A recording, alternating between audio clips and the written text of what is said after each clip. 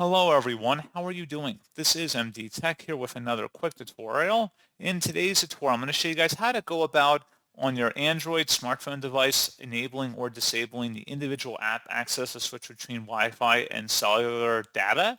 So this will apply for anything running the Android mobile operating system like Google Pixel or Samsung Galaxy phones.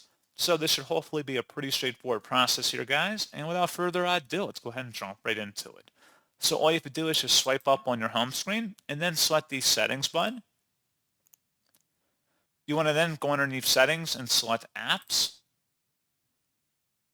And then scroll down underneath general and select special app access. And then scroll down again.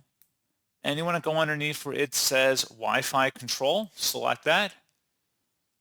And then if you want to enable Wi-Fi control for any of these particular apps that are applicable in here, just go ahead and select the app. If you want to allow the app to control Wi-Fi, you can just toggle it on or off. Right now it's on. If it's toggled to the right, if it's toggled to the left, it means it's disabled. So pretty straightforward process on that, guys. And as always, thank you for watching. I do hope that I was able to help you out. And I do look forward to catching you all in the next tutorial. Goodbye.